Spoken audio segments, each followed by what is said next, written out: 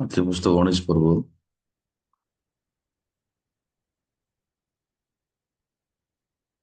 26 ପଦ। ମାଥ୍ୟୁ 19 ପର୍ବ 26 ପଦରୁ ଯୀଶୁ ସେମାନଙ୍କୁ ଏକ ଦୃଷ୍ଟିରେ ଚାହିଁ କହିଲେ, ଏହା ମନୁଷ୍ୟର ଅସାଧ୍ୟ କିନ୍ତୁ ଈଶ୍ୱରଙ୍କର ସମସ୍ତ ସାଧ୍ୟ। ସେଥିରେ ପିତର ତାଙ୍କୁ ଉତ୍ତର ଦେଲେ, ଦେଖନ୍ତୁ ଆମ୍ଭେମାନେ ସମସ୍ତ ପରିତ୍ୟାଗ କରି ଆପଣଙ୍କୁ ଅନୁଗାମୀ ହୋଇଅଛୁ। ଆମେମାନେ ତେବେ କଣ ପାଇବା?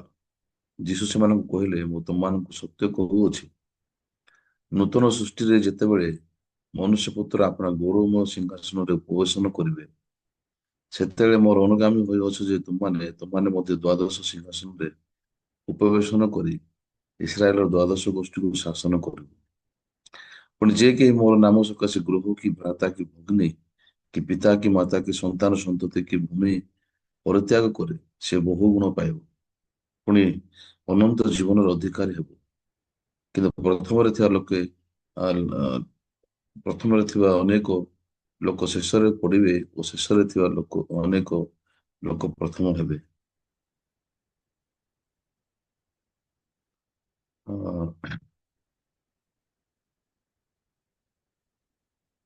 ଯେତେବେଳେ ଆମମାନେ ପିତରଙ୍କର ଆତ୍ମିକ ଜୀବନକୁ ଦେଖିବା, ତାହେଲେ ଆମେ ନିଜର ମଧ୍ୟ ହୃଦୟର ସ୍ଥିତିକୁ ପାଇପାରିବା। ବାଇବଲରେ ପ୍ରତ୍ୟେକ ବ୍ୟକ୍ତିଙ୍କର ନାଁ, ତାହା ସହ ତାଙ୍କର ଆତ୍ମିକ ଜୀବନ ବା ତାଙ୍କର ଜୀବନ କାହାଣୀ ଯାହା ଲେଖା ହେଇଛି, ତାହା ଆମମାନଙ୍କର ଜୀବନ ସହିତ ପ୍ରତିଫଳିତ ହେଇ ଆମେ କୋଉ ସ୍ଥିତିରେ ବଞ୍ଚୁଛୁ, କୋଉ ସ୍ଥିତିରେ ଆମମାନଙ୍କୁ ଆ ଆଗକୁ ବଢିବା ଦରକାର, ତ ଆମର ଜୀବନରେ କଣ ଆବଶ୍ୟକ ଅଟେ, ସମସ୍ତ ବିଷୟ ଆମେ ଜାଣିପାରିବା। ଏଇ ଜଣଙ୍କର ଯେତେବେଳେ ହିତୋପଦେଶ ଚାପ୍ଟରକୁ ମୁଁ ପଢୁଛି, ତ ମୁଁ ବହୁତ ଧନ୍ୟବାଦ ଏ ମଣ୍ଡଳୀକୁ ଯେ ପରମେଶ୍ୱରଙ୍କର ଦାସ ମାନଙ୍କର ଗାଇଡାନ୍ସ ଦ୍ଵାରା ଯେତେବେଳେ ବାଇବଲକୁ ପଢା ଯାଉଛି, ତ ସେଠି ବହୁତ ଗଭୀର ବିଷୟ ଗୁଡାକ ପ୍ରଭୁ ପ୍ରକାଶ କରୁଛନ୍ତି ହିତୋପଦେଶର ଚାପ୍ଟରରେ। ତ କଣ୍ଟିନ୍ୟୁ କ୍ରମାଗତାରେ ପ୍ରତ୍ୟେକ ପର୍ବରେ କେବଳ ବିଭାଜନର ବିଷୟକୁ ପରମେଶ୍ୱର ଦେଖାଉଛନ୍ତି। ସେଠି କୌଣସି ଚାପ୍ଟର ଏମିତି ଲେଖା ହିଁ ନାହିଁ ଯେ ମନୁଷ୍ୟ ଆ କଷ୍ଟ ପାଇବ ବା ମଣିଷ ଅନେକ ଗୁଡିଏ ଜଟିଳତାର ଜୀବନକୁ ସାମ୍ନା କରୁଛି ତା ଜୀବନରେ। ସେଠି ବହୁତ ବିଷୟ ଗୁଡାକ ଯାହାକି ମନୁଷ୍ୟର ଦୃଷ୍ଟିରେ ବହୁତ ଦୁଃଖଦାୟକ। ୟାର ମୂଳ ବିଷୟ କେବେ ମଧ୍ୟ ଏମିତି ଲେଖା ହେଇନି ଯେ ସେ ଜାଣୁନାହିଁ, ତା ପାଖରେ ଜ୍ଞାନ ବୁଦ୍ଧି ନାହିଁ, ତା ପାଖରେ ଶକ୍ତି ନାହିଁ, ଏମିତି ଲେଖା ହଉନାହିଁ, ଲେଖା ହେଇନାହିଁ। ପ୍ରଥମରୁ ହିଁ ଯେତେବେଳେ ମୁଁ ବାଇବଲ ବାକ୍ୟକୁ ଦେଖୁଛି ଯେ ଯେଉଁ ସମୟରେ ପରମେଶ୍ୱର କହୁଥିବା ବିଷୟ, ସେଇଠି ଗୋଟେ ସମୟ ଥାଏ ଯେ ସମୟରେ କି ପ୍ରଭୁ ମଣିଷର ଜୀବନରେ କାମ କରିବା ପାଇଁ ଆରମ୍ଭ କରିଥାନ୍ତି। ସାଧାରଣତଃ ଭାବରେ ଅ ପରମେଶ୍ୱରଙ୍କ କାର୍ଯ୍ୟ ମାନେ ଅନେକ ସମୟରେ ଆମର ଭାବିଥାଉ, ଯେମିତି ଜାଗତିକ ଲୋକମାନଙ୍କର ମଧ୍ୟ ହୃଦୟରେ ସେମାନେ ଏମିତି ଚିନ୍ତା କରିଥାନ୍ତି ଯେ ପରମେଶ୍ୱରଙ୍କର ପାଖକୁ ଯାଇକି ପରମେଶ୍ୱରଙ୍କ ପାଖରେ ଥିବା ବିଷୟ ଗୁଡାକ ପାଇବାଟା ହଉଛି ପ୍ରକୃତରେ ଆଶୀର୍ବାଦ କହିକି ଅନେକ ଲୋକମାନେ ଭାବନ୍ତି। କିନ୍ତୁ ଆମେ ଯୋଉ ସ୍ଥିତିରେ କି ଭାବୁଛୁ ଧର୍ମର ଅର୍ଥ କଣ, ଆମେ କହିଥାଉ, ଅନ୍ୟ ଲୋକ ବି କହିଥାଉ, ଧର୍ମ ମନୁଷ୍ୟ ବନେଇଛି। କିନ୍ତୁ ଆମେ ଏ ବିଷୟକୁ ମଧ୍ୟ ଧର୍ମ ସହିତ ତୁଳନା କରିପାରିବା ଯେ ଯୋଉ ଲୋକମାନେ ନିଜର ଜୀବନକୁ ସୁରକ୍ଷିତ କରିବା ପାଇଁ, ଯୋଉ ଲୋକମାନେ ଅ ପରମେଶ୍ୱର ପାଖକୁ ଯାଆନ୍ତି, ପରମେଶ୍ୱରଙ୍କ ପାଖରେ ଥିବା ବିଷୟକୁ ପ୍ରାପ୍ତ ହେବା ପାଇଁ, ପାଇବା ପାଇଁ, ତାହେଲେ ଏଇଟା ମଧ୍ୟ ଗୋଟେ ଧର୍ମ ସହିତ ସମାନ ଅଟେ। କିନ୍ତୁ ସେଇଠି ଲୋକମାନେ ଅଛନ୍ତି ଯୋଉମାନେ କି ପରମେଶ୍ୱରଙ୍କୁ ଭେଟନ୍ତି, ଆଉ ପରମେଶ୍ୱରଙ୍କର ହୃଦୟରେ ଈଶ୍ୱର କଣ ତାଙ୍କ ପାଇଁ ଯୋଜନା କରୁଛନ୍ତି ବା ପରମେଶ୍ୱର କଣ ଚାହାନ୍ତି, ସେ ଇଚ୍ଛାକୁ ସେମାନେ ଜାଣିପାରିବେ। ଦେନ୍ ଯୀଶୁ ଖ୍ରୀଷ୍ଟଙ୍କ ବିଷୟରେ ଯଦି ଆମେ ପଢିବା ନୂତନ ନିୟମରେ, ଅଧିକାଂଶ ଜାଗାରେ ସେ କହିଛନ୍ତି ଯେ ମୁଁ ମୋର ଇଚ୍ଛା ସଫଳ କରିବା ପାଇଁ ଆସିନାହିଁ, ମୁଁ ମୋର ସେବା କରିବା ପାଇଁ ଆସିନାହିଁ, କିନ୍ତୁ ମୁଁ ମୋ ପିତାଙ୍କ ଇଚ୍ଛା ସାଧନ କରିବା ପାଇଁ ଆସିଅଛି। ତ ମୂଳତଃ ଭାବରେ ଯଦି ଆମେ ଦେଖିବା ପରମେଶ୍ୱର କହୁଛନ୍ତି ଯେ ମୁଁ ପରମେଶ୍ୱରଙ୍କର ଇଚ୍ଛାକୁ ସାଧନ କରିବା ପାଇଁ ଆସିଅଛି। ଦେନ୍ ପରମେଶ୍ୱରଙ୍କର ଇଚ୍ଛା କୁ ଯୀଶୁ ଯେତେବେଳେ ସାଧନ କରିବା ପାଇଁ ଆରମ୍ଭ କଲେ, କାହିଁକି ଈଶ୍ୱରଙ୍କର ଇଚ୍ଛା ସାଧନ କଲା ସମୟରେ ଯୀଶୁଙ୍କୁ ଅନେକ ଗୁଡ଼ିଏ ତାଳନା ପ୍ରାପ୍ତ ହେବାର ଥିଲା। ଯୀଶୁଙ୍କୁ ଅନେକ ଗୁଡ଼ିଏ ଲୋକମାନେ ବିରୋଧ କରିବାର ଥିଲା। କଣ ଈଶ୍ୱରଙ୍କର ଇଚ୍ଛା ସଫଳ ହେବା ସମୟରେ ସବୁ ଜିନିଷ ସୁନ୍ଦର ହେବା ଉଚିତ ନାହିଁ? ଯୋଉ ସମୟରେ ଈଶ୍ୱରଙ୍କର ଇଚ୍ଛାକୁ ସଫଳ କରିବା ପାଇଁ ଖ୍ରୀଷ୍ଟ ଆରମ୍ଭ କଲେ, ଈଶ୍ୱର କାହିଁକି ଅନେକ ସମୟରେ ଯୀଶୁଙ୍କୁ ଅନେକ ଗୁଡ଼ିଏ ବାଧାବିଘ୍ନ, ଅନେକ ଗୁଡ଼ିଏ ସମସ୍ୟା, ଅନେକ ଗୁଡ଼ିଏ କଷ୍ଟକର ବିଷୟକୁ ସାମ୍ନା କରିବାର ଥିଲା। କିନ୍ତୁ ବିପରୀତ ଭାବରେ ଆମେ ଦେଖିଲେ ଆମର ମାଇଣ୍ଡ ସେଟ୍ କଣ, ପ୍ରତ୍ୟେକ ବିଷୟ ସୁରୁଖୁରୁରେ ହେବା ଆବଶ୍ୟକ। ତ ମୁଁ ଯେତେବେଳେ ବାକ୍ୟ କହୁଛି ଲୋକମାନଙ୍କୁ, ପ୍ରଥମେ ସେ ବାକ୍ୟର ବ୍ୟାକଗ୍ରାଉଣ୍ଡ, ସେ ବାକ୍ୟର ହୃଦୟ ଯେଉଁ ସମୟରେ ମୁଁ ଅନୁସନ୍ଧାନ କରୁଛି ଯେ ମୋ ସହିତ କଣ ରିଲେଟେଡ୍ ଅଛି। ଦେନ୍ ଗୋଟେ ଷ୍ଟୋରି ଯଦି ମୁଁ କହୁଛି,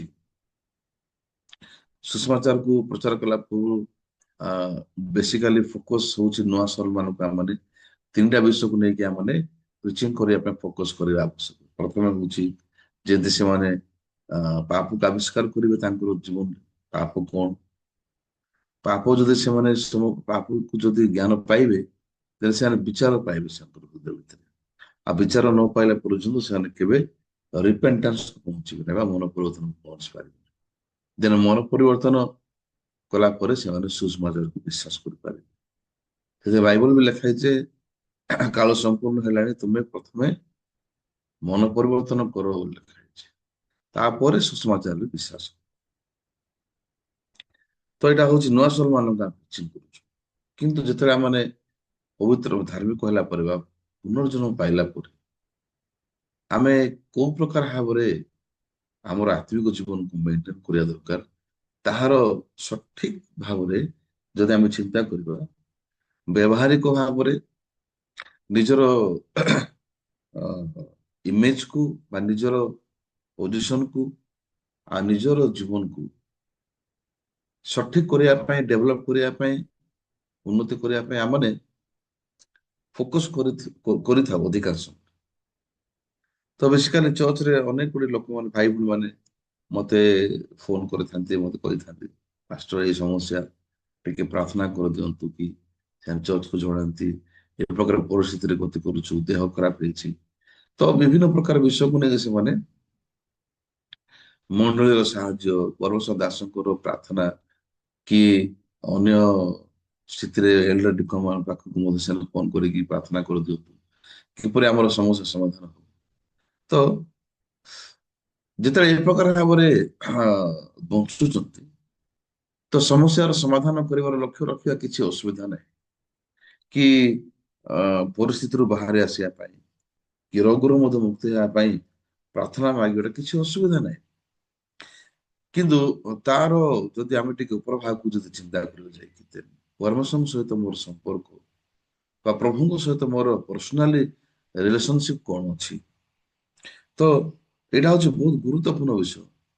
ପ୍ରତ୍ୟେକ ବର୍ଣ୍ଣ ଖ୍ରୀଷ୍ଟିଆନ, ପ୍ରତ୍ୟେକ ପୁନର୍ଜନ୍ମ ପ୍ରାପ୍ତ ଖ୍ରୀଷ୍ଟିଆନ ଲୋକମାନେ ସେମାନଙ୍କର ଜୀବନରେ ତାଙ୍କର ହୃଦୟର କେନ୍ଦ୍ରବିନ୍ଦୁରେ ପରମେଶ୍ୱରଙ୍କ ସହିତ ସମ୍ପର୍କର ଗୁରୁତ୍ୱପୂର୍ଣ୍ଣ ଆଉ ଈଶ୍ୱରଙ୍କ ସହିତ ସମ୍ପର୍କ ରଖିବାର କଣ ଆବଶ୍ୟକ ଅଟେ।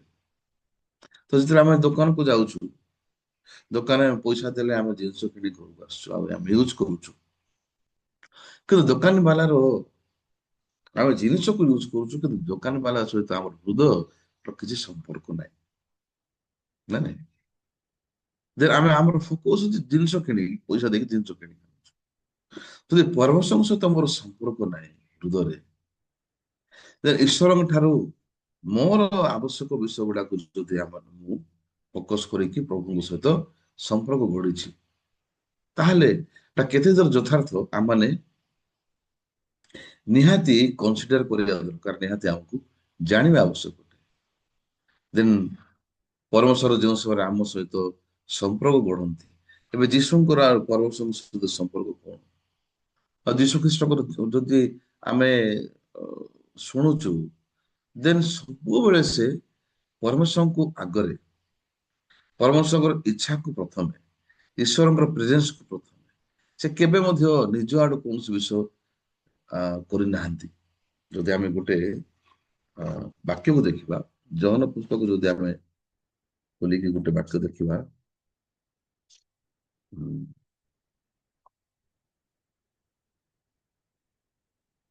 ଏ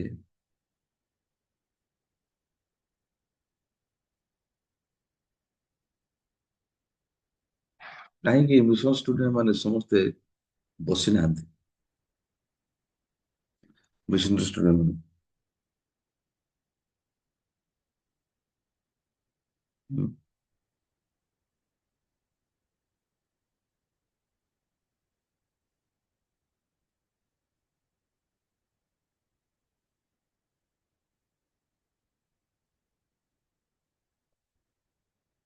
5 ପର୍ବ, ଜହନ ପୁସ୍ତକ 5 ପର୍ବ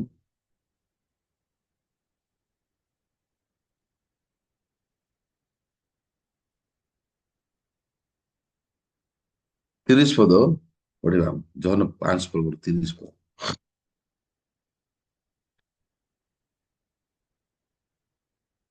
ଜଣେ କିଏ ହେଲେ ପଢିପାରିବେ କି? ହଁ, ପଢନ୍ତୁ। ଆପଣମାନେ ପଢିଲେ ଭଲ ଲାଗେ। ଜହନ 5 ପର୍ବରୁ 30 ପଦ ପଢନ୍ତୁ।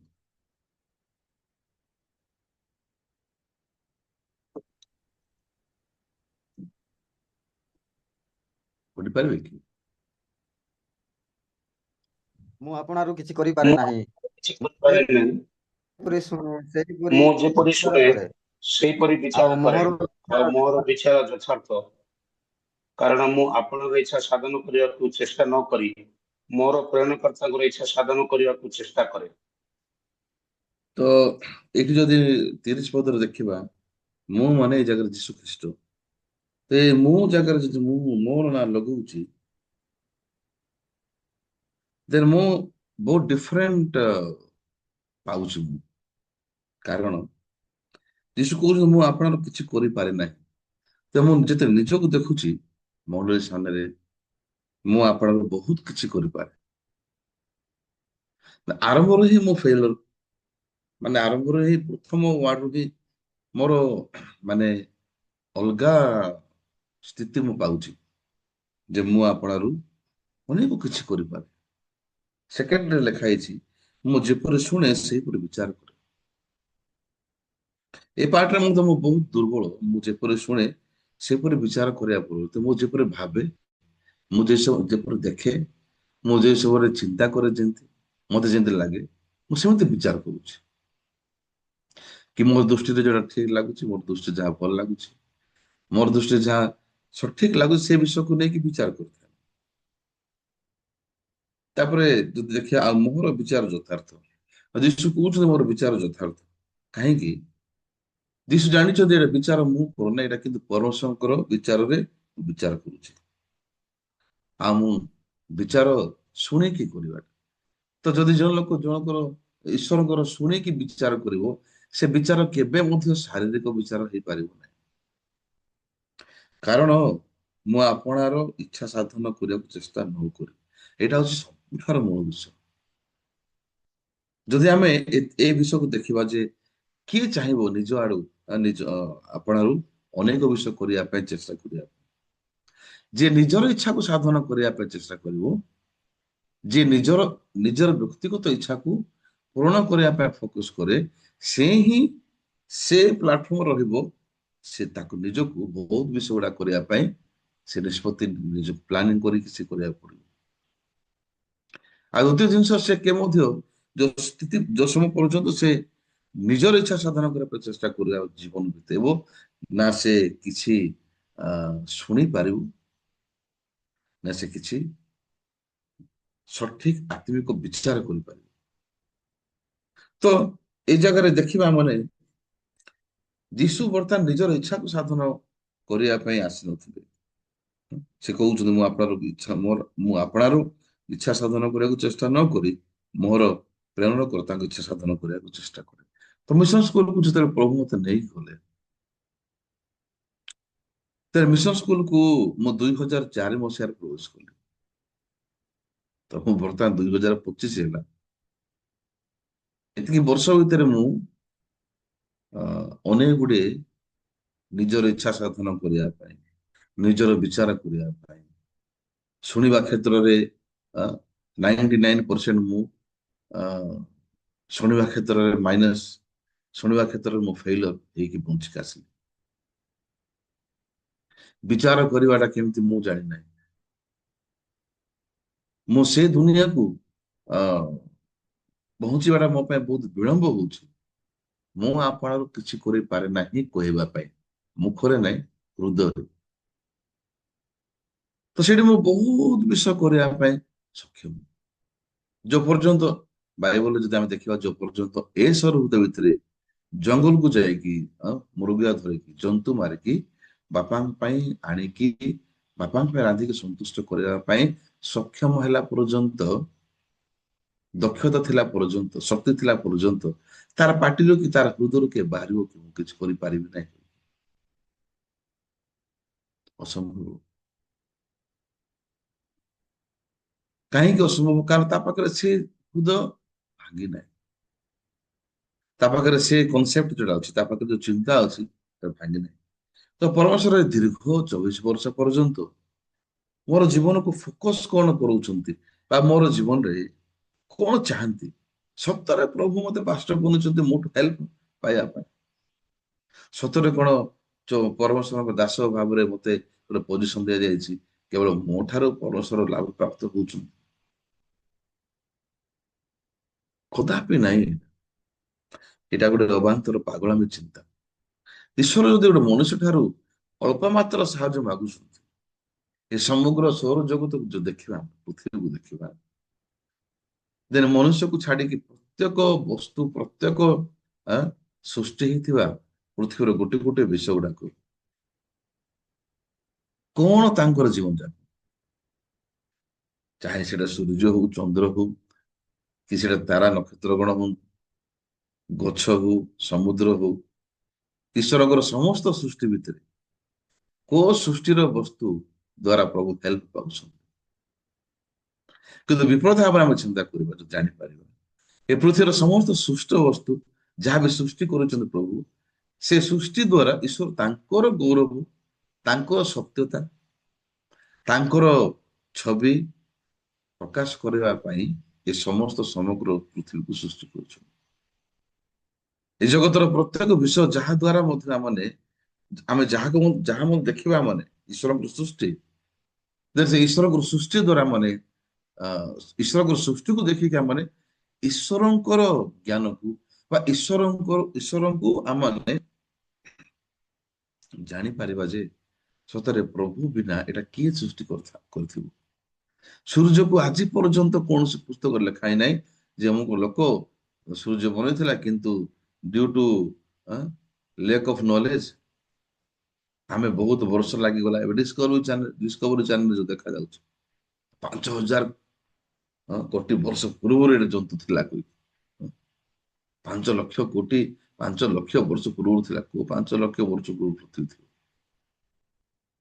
କିନ୍ତୁ ଆଜି ପର୍ଯ୍ୟନ୍ତ କିଏ ବି କରିପାରି ନାହିଁ କି କହିପାରିବ ନାହିଁ ଯେ ମନୁଷ୍ୟ ଦ୍ଵାରା ସୂର୍ଯ୍ୟ ସୃଷ୍ଟି ହେଇଛି, ବନାଯାଇଛି। କିନ୍ତୁ ପ୍ରତ୍ୟେକ ସୃଷ୍ଟି ବିଷୟ ଦ୍ଵାରା ଆମେ ପ୍ରଭୁଙ୍କର ଜ୍ଞାନକୁ ପାଉଛୁ। ପ୍ରଭୁଙ୍କୁ ଆମେ ବାଧ୍ୟ ସ୍ୱୀକାର କରିବା ପାଇଁ ଈଶ୍ୱରଙ୍କ ଛାଡ଼ିଲେ କିଏ ବନେଇବ? ଆଜି ଶୈତାନ ମନୁଷ୍ୟକୁ ଏ ଜଗତରେ ଚକ୍ଷୁ ଅନ୍ଧ କରିଦେଇ, ସେଥିପାଇଁ ଲୋକମାନେ କହୁଛନ୍ତି ପ୍ରକୃତିର ପାୱାର ତିଆରି ହେଇଛି, ପ୍ରକୃତିର ପାୱାର ଶକ୍ତି। କିନ୍ତୁ ସେମାନେ କହୁଛନ୍ତି ପ୍ରକୃତିର ପାୱାର ଦ୍ଵାରା ତିଆରି ହେଇଛି। କିନ୍ତୁ କୌଣସି ଲୋକ କାହିଁକି ନିଜର ନାଁ କହିପାରୁନି, ମୁଁ ଏମିତି କରୁଛି। ତ ଏଇ ଜାଗାରେ ଯଦି ଯୀଶୁ କହୁଛନ୍ତି ମୁଁ ଆପଣଙ୍କ କିଛି କରିପାରେ ନାହିଁ, ଆମେ କୋଉ ହିସାବରେ କହିବା ପାଇଁ ସକ୍ଷମ ହେଇପାରିବା? ଆମେ ଅନେକ ବିଷୟ କରିପାରୁଛୁ, କରିବା ଲୋକ। ହଁ, ଯଦି ଆମେ କହିପାରୁଛୁ, ଆମେ ଅନେକ ବିଷୟ ଗୁଡା କରିପାରିବା ଲୋକ, ଯାହାବି ଆମେ ବନଉଛୁ ସେ ଆମେ କରିବା ବିଷୟ ଗୁଡାକ କିଛି ଲାଭ ନାହିଁ, କି ତାହାର କୌଣସି ଈଶ୍ୱରଙ୍କ ଆଡକୁ କୌଣସି ବେନିଫିଟ ନାହିଁ। ନିଜ ପାଇଁ ମଧ୍ୟ କିଛି ଲାଭ ନାହିଁ, ପ୍ରଭୁଙ୍କ ପାଇଁ କିଛି ଲାଭ ନାହିଁ, ତାହେଲେ ଯଦି ଆମେ ଆମେ ଯାହା କରୁଛୁ ତାହା ଯଦି ପ୍ରଭୁଙ୍କ ପାଇଁ କିଛି ଲାଭ ନାହିଁ, ନିଜ ପାଇଁ ମଧ୍ୟ କିଛି ଲାଭ ନାହିଁ, ହେଲେ କାହା ଲାଭ ପାଇଁ କରିଦଉଛୁ? କିଛି କରିବା ଲୋକର ଲାଭ ନିଜ ପାଇଁ ମଧ୍ୟ ନାହିଁ କି ପ୍ରଭୁଙ୍କ ପାଇଁ ମଧ୍ୟ ନାହିଁ। ତାର ସ୍ପଷ୍ଟ ଉତ୍ତର ହଉଛି, ଯୋଉ ଲୋକ ଭାବୁଛି ମୁଁ ନିଜ ପାଇଁ ଅନେକ ବିଷୟ କରୁଛି, ସେଇଟା ହଉଛି ଗୋଟେ ବିଷୟ ଠକାମି। ଠକି ସେ ଶୈତାନ ଦ୍ୱାରା କିଛି କରିପାରିବା ଲୋକ ତୁ ବୋଲି କହିବେ। ଏବେ ଦ୍ୱିତୀୟ ପୁତ୍ର ହୃଦୟ ଭିତରେ ମଧ୍ୟ ଲୋକ ପୁସ୍ତକ 15 ଗୋଟେ ଚିନ୍ତା ଅଛି, ମୁଁ କିଛି କରିପାରିବା ବ୍ୟକ୍ତି, ସେଥିରେ ବାପାଙ୍କ ପାଖରେ ନ ରହିଲେ ମୁଁ ତ ଚଳିବ। ହଁ, ସେ କରିପାରିଲା। ସେ କଣ କରିପାରିଲା? ସେ ମଦ ପିଇ ପାରିଲା, ସେ ବେଶ୍ୟାଖାନାକୁ ଯାଇପାରିଲା, ଜୁଆ ଖେଳି ପାରିଲା, ସେ ଅନେକ ପାପମୟ ଜୀବନ ବିତେଇ ପାରିଲା। କିନ୍ତୁ ଯାହାର ବାପାଙ୍କର ଘରକୁ ପରିତ୍ୟାଗ କଲା ପରେ ଦୁଷ୍ରୀ ମାନଙ୍କର ସିମ ଖାଇବା ପର୍ଯ୍ୟନ୍ତ ଜାଗା ପର୍ଯ୍ୟନ୍ତ ଭିତରେ ଗୋଟେ ଥର ମଧ୍ୟ କଣ ସେ ତାର କିଛି କରିପାରିବା ବିଷୟ ଦ୍ଵାରା ପ୍ରଭୁଙ୍କର କି ତାଙ୍କ ବାପାଙ୍କ ଘରର ମୂଲ୍ୟକୁ ସେ ବୁଝିପାରିଲା? ଆଜି ମନୁଷ୍ୟ ଯାହା ବି କରୁଛି ଆଉ ଭାବୁଛି ମୁଁ କିଛି କରିପାରିବା ଲୋକ, ସେ କିଛି କରିପାରିବା ଦୁନିଆରେ ଈଶ୍ୱରଙ୍କର ଯଦି ତା ପାଖରେ ଚେତା ପାଉନାହିଁ, ସେ ଯଦି ସେ ଈଶ୍ୱରଙ୍କର ଇଚ୍ଛାକୁ ପାଉନାହିଁ, ତାହେଲେ ସେ କରିପାରିବା ବିଷୟର ଲାଭ କଣ ଅଛି ଯଦି ତାର ଆତ୍ମା ପାଇଁ କିଛି ଯଦି ବେନିଫିଟ ନାହିଁ? ହଁ, ଯଦି ଯୀଶୁ ଖ୍ରୀଷ୍ଟ ଯିଏକି କହୁଛନ୍ତି ମୁଁ ଆପଣଙ୍କର କିଛି କରିପାରେ ନାହିଁ, ତାହେଲେ ମୁଁ ଯେପରି ଶୁଣେ ସେପରି ବିଚାର କରୁଛନ୍ତି। ତାହେଲେ ଦୀର୍ଘ 25 ବର୍ଷ ପର୍ଯ୍ୟନ୍ତ ଯଦି ମୁଁ କାଲକୁଲେସନ କରିବି, ମୁଁ ଶୁଣିବାର ମାତ୍ରା ମୋ ଭିତରେ କେତେ ବୃଦ୍ଧି ପାଇଛି, କହିବାର ମାତ୍ରା ଠାରୁ ଶୁଣିବାର ମାତ୍ରା କେତେ ବୃଦ୍ଧି ପାଇଛି। କହିବା ପୂର୍ବରୁ ନିହାତି ଆବଶ୍ୟକ ଗୋଟେ ଶୁଣିବାଟା। ଯଦି ସେ ନିଜ ଠାରୁ କହିବ ସେ ମନୁଷ୍ୟ, ତାହେଲେ ସେ ଶୁଣି ପାରିବ ନାହିଁ। ତାହେଲେ ଯୀଶୁ କହୁଛନ୍ତି ମୁଁ ଯେପରି ଶୁଣେ ସେପରି ବିଚାର କରୁଛି। ଯଦି ତାକୁ ବିଚାର କରାଯାଉଛି, ଏ ବିଚାର କଲା ପୂର୍ବରୁ ମୁଁ ଶୁଣୁଛୁ କେମିତି? ଆଜି ଶୈତାନ ମଣିଷ ଭିତରେ ଏ ପ୍ରକାର ରାଇଟ ଚିନ୍ତା ଦେଇଛି, ଏଇ ପ୍ରକାର ଭାବରେ ଆମର ଜୀବନରେ ଶୈତାନ ଆମକୁ ଠିକ ଲୋକ ବନେଇଛି। ଆମେ ଯାହା ମଧ୍ୟ ଆମ ଭାବୁଛୁ ସେଇଟା କହିଦଉଛୁ, ଯାହା ମନକୁ ଠିକ ଲାଗୁଛି ଆମେ ସେଇଟାର ବିଚାର କରୁଛୁ, ଯାହା ମଧ୍ୟ ଆମମାନଙ୍କୁ ଭୁଲ ଲାଗୁଛି ଆମେ ସେଇଟାକୁ ଭୁଲ ବୋଲି ବିଚାର କରୁଛୁ। କିନ୍ତୁ ତାହା କେବେ ବି ସେଇ ପ୍ରକାର ନୁହେଁ ଯୋଉ ସେଥିରେ କି ଆମମାନେ ପରମେଶ୍ୱର ସାମ୍ନାରେ ବ୍ରାଇଟ୍ ହେଇପାରିବୁ। ଏବେ ପିତର ମଧ୍ୟ ଯାହା ଆଜି ପଢିଛୁ, ସେ ଅନେକ ବିଷୟ ଗୁଡାକ ସେ କହୁଛି ଯୀଶୁ। କିନ୍ତୁ ଆପଣ ଦେଖନ୍ତୁ ଏଇ ଯେ କଣ ଲେଖା ହେଇଛି 27 ପଦରେ, ମାଥିଉ 19 ପଦ ଯୋଉଟା ପଢିଛୁ ଅଛି ଆମର, ସେଥିରେ ପିତର ତାଙ୍କୁ ଉତ୍ତର ଦେଲେ, ଦେଖନ୍ତୁ ଆମେମାନେ ସମସ୍ତ ପରିତ୍ୟାଗ କରି ଆପଣଙ୍କ ଅନୁଗାମୀ ହୋଇଅଛୁ। ଏ ପିତର କଣ କହୁଛନ୍ତି ତାହା ଏଠି ଲେଖା ହେଇଛି ଯେ ଆମେମାନେ ସମସ୍ତ ପରିତ୍ୟାଗ କରି ଆପଣଙ୍କ ଅନୁଗାମୀ ହୋଇଅଛୁ। ଏଟା ପ୍ରକୃତରେ ସତ କଥା। ପିତର ସମସ୍ତ ବିଷୟକୁ ପରିତ୍ୟାଗ କରିକି ଯୀଶୁଙ୍କର ଅନୁଗାମୀ ହୋଇଅଛି, ଏଟା ପ୍ରକୃତରେ କଣ ବାସ୍ତବିକ କଥା? ହଁ, ବର୍ତ୍ତମାନ ଏଇଟା ସତ୍ୟ ବିଷୟ ହେଇପାରେ ତାର ନିଜର ଚିନ୍ତାରେ, ତା ନିଜର ବିବେକରେ, ତା ନିଜର ଧାରଣା ମୂଳକ ଭାବରେ ସେ ଭାବୁଛି ଯେ ମୁଁ ଯୀଶୁଙ୍କ ପାଇଁ ସମସ୍ତ ବିଷୟ ପରିତ୍ୟାଗ କରିଅଛି। ତାର ମେମୋରିରେ ଡଙ୍ଗା ଛାଡିଛି, ଜାଲ ଛାଡିଛି, ଆଉ କଣ ଛାଡିଛି? ତାର ଗାଁ ଛାଡିଛି। ମୁଁ ମଧ୍ୟ ଭାବୁଥିଲି ମୁଁ ବହୁତ ନିଜକୁ ବଡ ମନେ କଲି, ମୁଁ ଯଦି ସେବା କାମ ଆରମ୍ଭ କଲି କଣ ବୋଲି, ଆରେ ମୁଁ ସମସ୍ତ ବିଷୟକୁ ଛାଡିକି ମୁଁ ମିଶନ ସ୍କୁଲକୁ ଆସିଲି, ମୁଁ ଏବେ ପାଷ୍ଟର ହେଇଗଲି, ଆଉ ଅନେକ ବିଷୟ ଗୁଡାକୁ ମୁଁ ପରିତ୍ୟାଗ କଲି। ମୁଁ ଗୋଟେ ବିଷୟ କହିବି ଭାଇ ଭଉଣୀ, ପିତରଙ୍କର ଡଙ୍ଗା ଛାଡିବାଟା, ପିତରଙ୍କ ଜାଲ ଛାଡିବା ଦ୍ୱାରା ପିତର କଣ ଯୀଶୁଙ୍କୁ କହିବା ପାଇଁ ସକ୍ଷମ ହେଇପାରିଲା, ହଁ ପ୍ରଭୁ ମୁଁ ଆପଣଙ୍କୁ ସ୍ୱୀକାର କରିବି ଯଦି ଆପଣ କହୁଛନ୍ତି। ଯୋଉ ତାର ଡଙ୍ଗା ଛାଡିବାଟା, ତାର ଜାଲ ଛାଡିବାଟା, ତାର ନିଜର ଘରକୁ ଛାଡିକି ଯଦି ସାକ୍ରିଫାଇସ କରିକି ଯୀଶୁ ପାଇଁ ଆସିଲା, ତାର ସାକ୍ରିଫାଇସ ତାର ବଳିଦାନ କରିବାର ଲାଭ ବା ତାର ବଳିଦାନ କରିବାର ଭିତରେ କାହିଁ ସକ୍ଷମ ହେଇପାରିଲାନି? ଯୀଶୁ ସତ କଥା କହୁଛନ୍ତି, ମୁଁ ଆପଣଙ୍କୁ ସ୍ୱୀକାର କରିବି। ଯଦି ସେ ଯୀଶୁଙ୍କ ବାକ୍ୟ ଶୁଣି ପାରୁନାହିଁ, ତାର ଡଙ୍ଗା ଛାଡିବାର ଲାଭ କଣ, ଆଉ ତାର ଜାଲ ଛାଡିବାର ଲାଭ କଣ? ଯଦି ସେ ତାର ଗାଁ ଛାଡିକି ଆସିଲା, ତାର ବାପା ମାଙ୍କୁ ଛାଡିକି ଆସିଲା, କି ତାର ଯେକୌଣସି ବିଷୟ ଛାଡିକି ଆସିଲା, କିନ୍ତୁ ତାପରେ ଯୀଶୁଙ୍କର ବାକ୍ୟ ଶୁଣି ପାରୁନି ସେ। ଯଦି ଯୀଶୁଙ୍କ ବାକ୍ୟ ଶୁଣିଥାନ୍ତା ପ୍ରକୃତରେ, ତାହେଲେ ସେ କହିଥାନ୍ତା, ହଁ ପ୍ରଭୁ ଆପଣ ଯେମିତି କହୁଛନ୍ତି ସେମିତି ହିଁ ହବ, କାରଣ ମୋର ଚିନ୍ତାରେ ମତେ ନ ଲାଗିଲେ ମଧ୍ୟ ମୁଁ ତ ଭୁଲ ଲୋକ ନା। ଏମିତି କହିପାରିଲା। ମୁଁ 100 ଜଣଙ୍କୁ ପ୍ରଚାର କରିବା ପାଇଁ ଗଲି, ଆହୁରି 100 ଜଣଙ୍କୁ ପ୍ରଚାର କରିକି ଛାତି ଫୁଲେଇକି ଚର୍ଚ୍ଚରେ ମୁଁ ସାକ୍ଷ୍ୟ ଦେଲି, ମୁଁ ଏତେ ଲୋକ ପ୍ରଚାର କଲି, କିନ୍ତୁ ଭିତରେ ଗୋଟେ କୋଇଲା ସଦୃଶ ମୋ ହୃଦୟ ଭିତରେ ଗୋଟେ ଭାଗଟେ ମଧ୍ୟ ନିଜର ହୃଦୟକୁ ଭାଙ୍ଗିବା ପାଇଁ ମୁଁ ଶିଖିଲି ନାହିଁ, କି ମୋ ପାଖରେ ନିଜକୁ ଭୁଲ ବୋଲି ସ୍ୱୀକାର କରିବା। ମୋ ପାଖରେ 1% କଣ, 0.5% ମଧ୍ୟ ମୋ ପାଖରେ ସେଇ ହୃଦୟ ମୁଁ ପାଇନଥିଲି। ବିଫଳ ଭାବରେ ମୁଁ ବିଚାର କଲି ସତ, କିନ୍ତୁ ଯେପରି ଶୁଣିକି ବିଚାର କରିବାଟା ଯୀଶୁ କହୁଛନ୍ତି, ମୁଁ ସେମିତି ବିଚାର କରିନାହିଁ। ମୁଁ କେମିତି ବିଚାର କଲି? ମତେ ଯାହାକୁ ଭଲ ଲାଗିଲା ତାକୁ ସେଇ ଅନୁସାରେ ବିଚାର କରୁଛି, ଯାହାକୁ ମତେ ଘୃଣା ଲାଗିଲା ମୁଁ ସେଇ ଅନୁସାରେ ବିଚାର କଲି, ଯାହାକୁ ମତେ ଠିକ ଲାଗିଲା ନାହିଁ ତାକୁ ସେମିତି ଅନୁସାରେ ବିଚାର କଲି। ତାହେଲେ କଣ ହେଲା? ଯୀଶୁଙ୍କର ମିନିଷ୍ଟ୍ରି ତାର ତ ଡିକନ। ଏଟା କଣ ଯୀଶୁ ଖ୍ରୀଷ୍ଟଙ୍କର ମିନିଷ୍ଟ୍ରି ମୁଁ ବୋଲି କହିପାରିବି? କେବେ ବି ନାହିଁ। ଏବେ ଯୀଶୁ ବର୍ତ୍ତମାନ ଯୀଶୁଙ୍କ ପାଖକୁ ଯାଇକି ଭିତରେ କହୁଛନ୍ତି, ଦେଖନ୍ତୁ ଆମେ ସମସ୍ତ ପରିତ୍ୟାଗ କରିକି ଆପଣଙ୍କ ପଛରେ ଆସିବୁ। ଚର୍ଚ୍ଚରେ କିଏ ପାର୍ଟି କରିବ ଜାଣିଛନ୍ତି? ଯିଏ ଅଚେତା ହେଇକି ଅଛି, ଯିଏ ସେନ୍ସଲେସ୍ କି ଅଛି ଆତ୍ମିକ ଭାବରେ, ଯିଏ ପୁରାପୁରି ନିଜ ଭିତରେ କାଲୁଆ ପଡିଯାଇଛି ଆତ୍ମିକ ଭାବରେ, ସେ ହିଁ ପାର୍ଟି କରିବ, ବିଚାର କରିବ ନିଜର ଶରୀର। ସେଥିପାଇଁ ଏ ଜାଗାରେ ଭିତର ପାର୍ଟି କରି କହୁଛନ୍ତି, ଯୀଶୁ ସେ କହୁଛନ୍ତି ସବୁ ଛାଡିକି ଆମେ ଆଇଲୁ ଆପଣଙ୍କ ପଛରେ। ତାପରେ ଲାଷ୍ଟ ୱାର୍ଡରେ ତାର ହୃଦୟକୁ ଆମେ ଆହୁରି ପାଇବା। ଏଠି କଣ ଲେଖା ହେଇଛି? ଆମେ ମାନେ ତେବେ କଣ ପାଇବା ଲେଖା ହେଇଛି।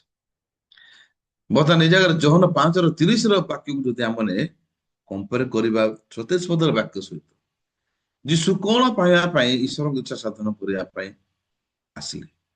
ଯୀଶୁ ନିଜ ପାଇଁ କଣ ପାଇବା ପାଇଁ ବର୍ତ୍ତମାନ ସେ ଜଗତକୁ ଆସିଲେ? ନିଜର ଗୌରବ ପାଇଁ, ନିଜର ପ୍ରଶଂସା ପାଇବା ପାଇଁ। ଯୀଶୁ ଖ୍ରୀଷ୍ଟ ଯଦି ସତରେ ନିଜର ପ୍ରଶଂସା ଗୌରବ ପାଇବା ପାଇଁ ଏ ଜଗତରେ ଯଦି ସେ ବଞ୍ଚୁଥିଲେ, ତାହେଲେ ଆମେ କେବେ ବି ତାଙ୍କୁ ବିଶ୍ୱାସ ହିଁ କରିବା ଉଚିତ ନାହିଁ। ଯୀଶୁ କେବେ ମଧ୍ୟ ସେଇ ପ୍ରକାର କରିନାହାନ୍ତି। ଅନେକ ସମୟରେ ଅନେକ ଜାଗାରେ ଆମେ ପାଇପାରୁଛୁ, କିନ୍ତୁ ପିତରଙ୍କର ହୃଦୟ ବହୁତ ଡିଫରେଣ୍ଟ ଅଛି ଏ ଜାଗାରେ।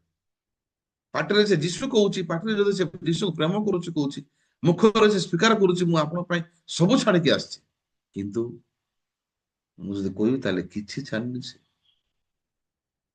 ମୁଁ ଯଦି ଅନେକ ଲୋକ ପ୍ରଚାର କରିବାର ସମ୍ବାଦ, ସୁସମାଚାର ଶୁଣିକି ଲୋକ ପରିତ୍ରାଣ ପାଇଲେ, ସୁସମାଚାର ଶୁଣିକି ପରିତ୍ରାଣ ଲୋକ ପାଇବେ ଆକା, ବାକ୍ୟ କାମ କରିବ। ଗୋଟେ ଭିକାରୀ ମଧ୍ୟ ବନ୍ଧୁକୁ ଧରିକି ମାରିଲେ ଗୁଳି ଯେତିକି ସ୍ପିଡରେ ଯିବ, ଗୋଟେ ଆର୍ମି ଲୋକ ମଧ୍ୟ ଗୁଳି ମାରିଲେ ସେତିକି ସ୍ପିଡରେ ଯିବ। ସେ ଲୋକ ଉପରେ ନିର୍ଭର କରେ ନାହିଁ ନା, ଗୁଳି ଉପରେ ନିର୍ଭର କରେ, ସେ ବନ୍ଧୁକ ଉପରେ ନିର୍ଭର କରେ, ଯେ ସେ ବନ୍ଧୁକର ଭିତରେ ଯୋଉ ଗୁଳି ଅଛି ସେ ଫୋର୍ସକୁ ସେଠି ପାୱାର ରଖାଯାଇଛି। ଟ୍ରିଗର ଦବେଇଲେ ସେ ସମାନ ଫୋର୍ସରେ ହିଁ ଯିବ, ଯିଏ ବି ଧରିଲେ। ସେମିତି ସୁସମାଚାରରେ ଶକ୍ତି ଅଛି ଲୋକକୁ ପରିତ୍ରାଣ ଦେବା ପାଇଁ ନା।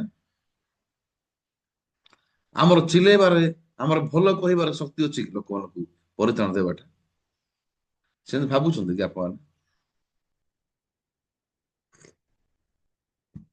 ଆନନ୍ଦ ଡିକର ବେଶୀ ପାର୍ଟି କରିକି ପ୍ରାର୍ଥନା କରନ୍ତୁ, ତାଙ୍କର ସ୍ୱର ବେଶୀ ଉଚ୍ଚ। ଯଦି ଆପଣ ବେଶୀ ପାର୍ଟି କଲେ ହିଁ ଲୋକ ପରିତ୍ରାଣ ପାଇବେ କି? ଆପଣ ଧୀରେ ସ୍ୱରରେ କୁହନ୍ତୁ, କିଏ ବଡ ପାଟିରେ କୁହନ୍ତୁ, ସୁସମାଚାରରେ ଶକ୍ତି ଅଛି ଲୋକମାନଙ୍କୁ ପରିତ୍ରାଣ ଦେବା। ମୋର ବହୁତ ବଡ ପାର୍ଟି କରିବାଟା ଭିତରେ, କିନ୍ତୁ ମୁଁ ଏମିତି କାହିଁ ଭାବୁଛି ଯେ ମୁଁ ପ୍ରଚାର କଲାରୁ ଲୋକ ପରିତ୍ରାଣ ପାଇବେ। ଏବେ ପିତର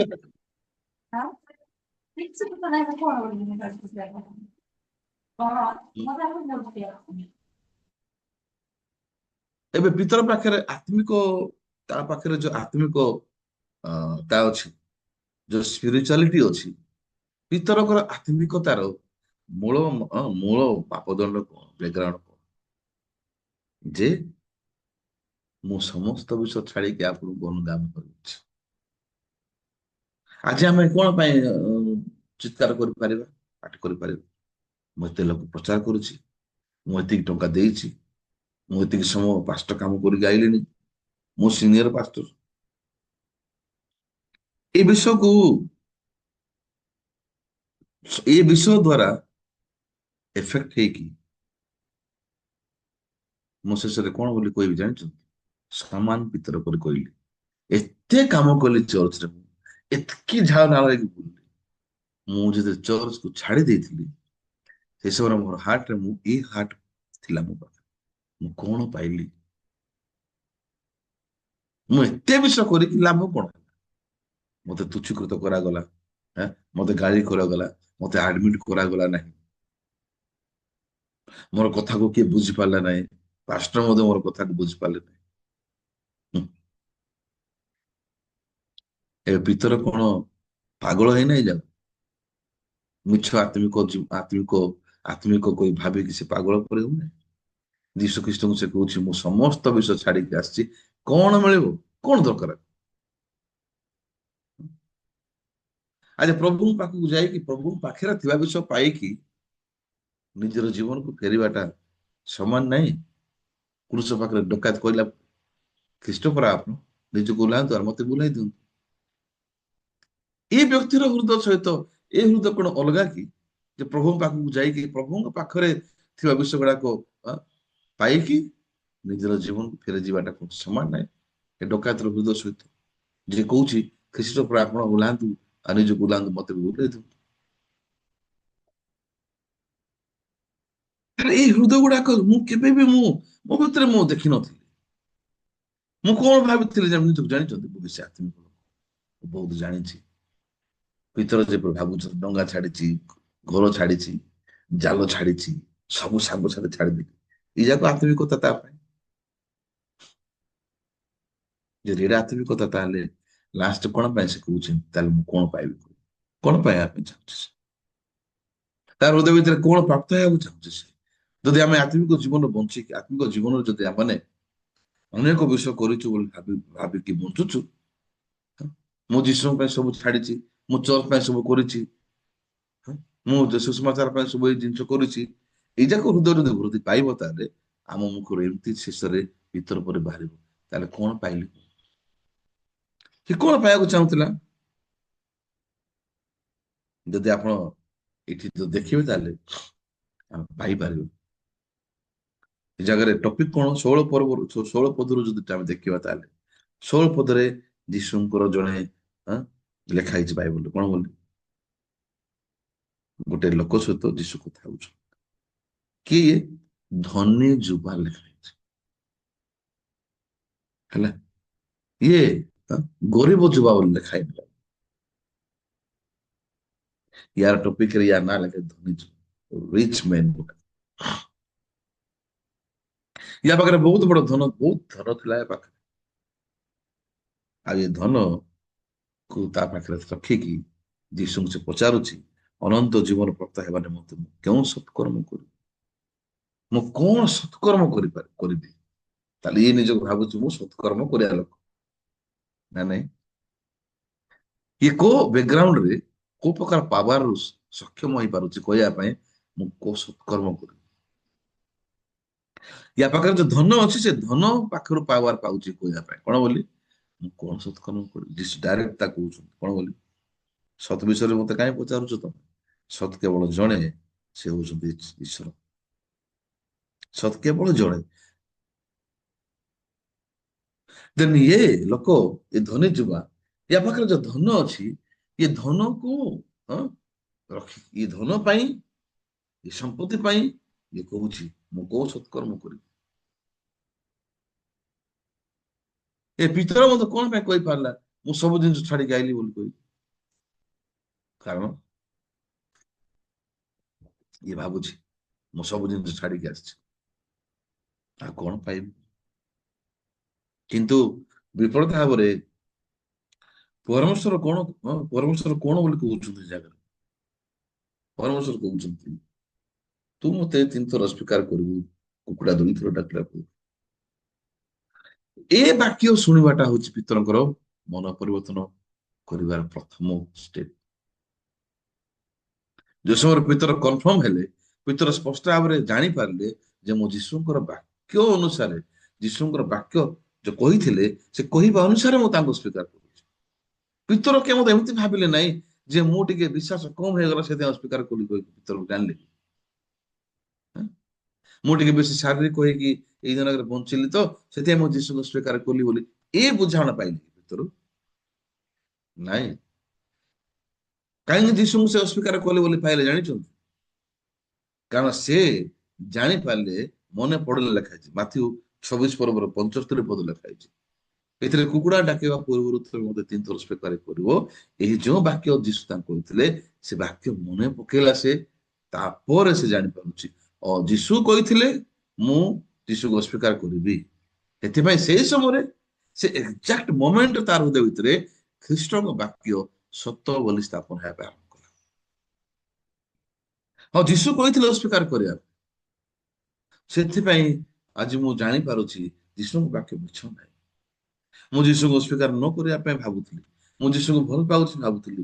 ମୁଁ ଯୀଶୁ ପାଇଁ ଡଙ୍ଗା ଛାଡିଛି, ଜାଲ ଛାଡିଛି, ମୁଁ ସବୁ କିଛି ଛାଡିକି ଆସିଛି ବୋଲି ଭାବୁଥିଲି।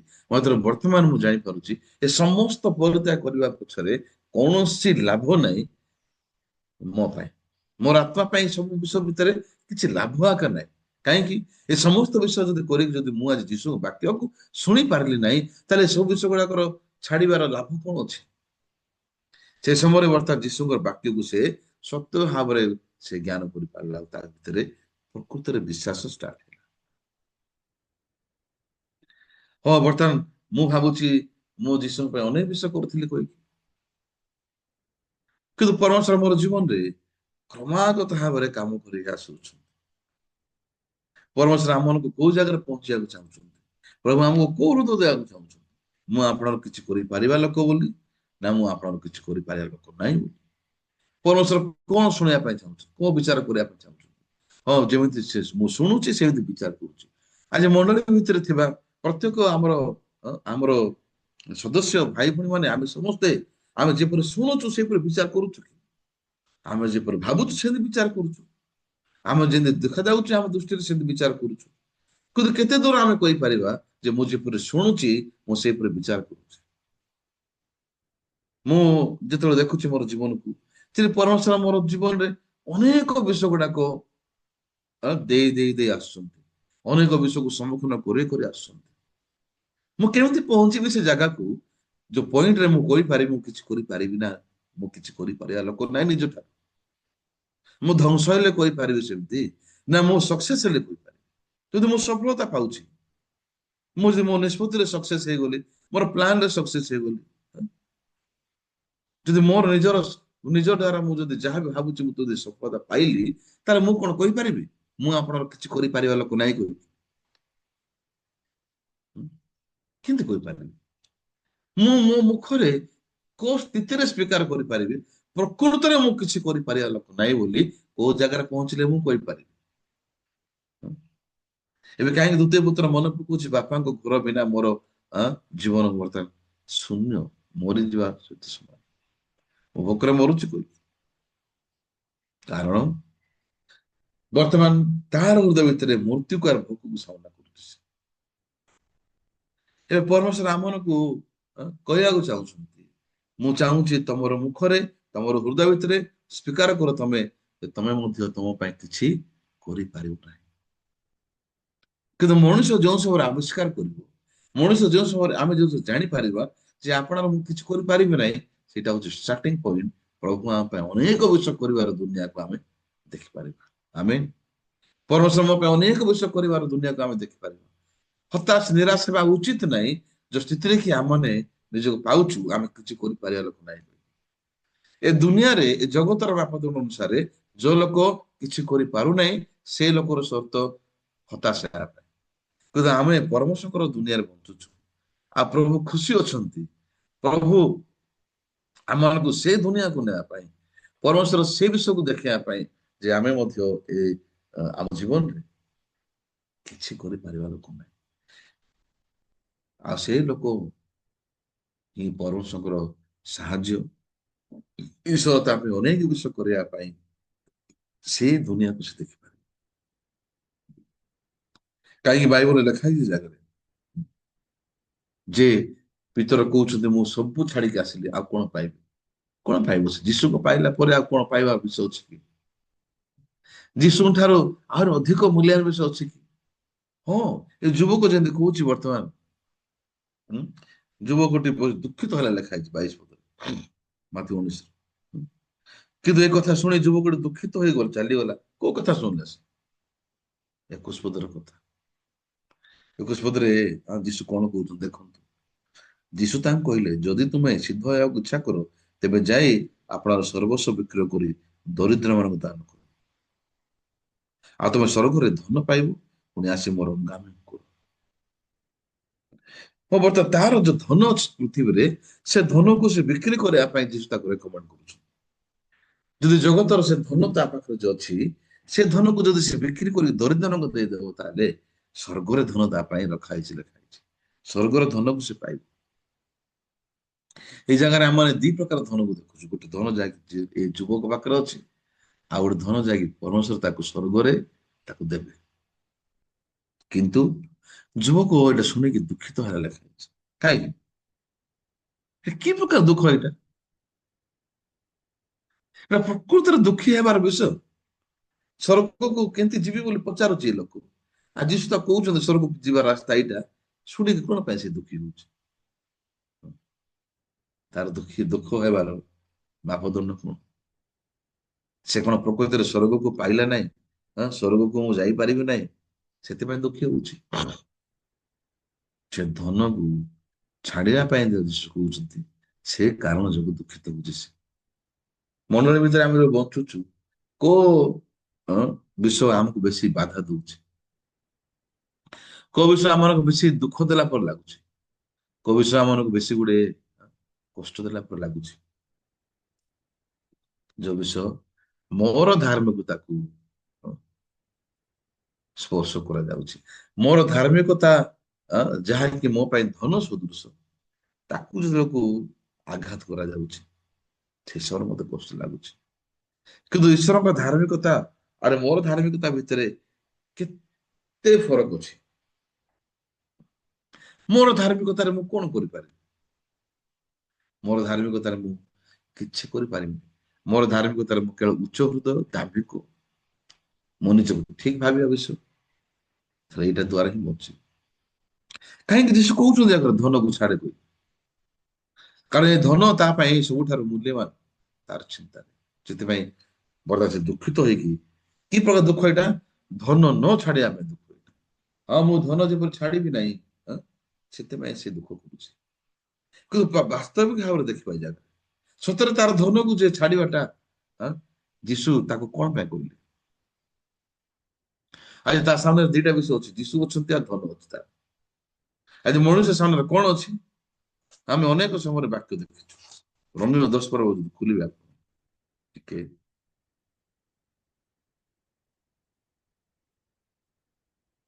ରୋମୀୟ ତାର 10 ପର୍ବ।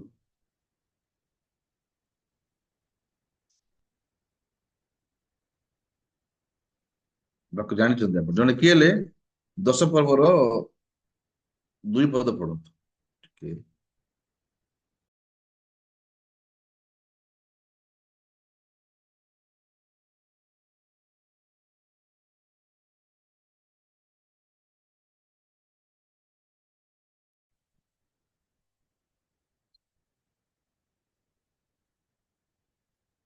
କାରଣ ଈଶ୍ୱରଙ୍କ ବିଷୟରେ ଯେ ସେମାନଙ୍କର ଉଦ୍ଯୋଗ ଅଛି, ଏହା ମୁଁ ସେମାନଙ୍କ ସପକ୍ଷରେ ସାକ୍ଷ୍ୟ ଦେଉଅଛି, କିନ୍ତୁ ସେହି ଉଦ୍ଯୋଗ ଜ୍ଞାନଯୁକ୍ତ ନୁହେଁ।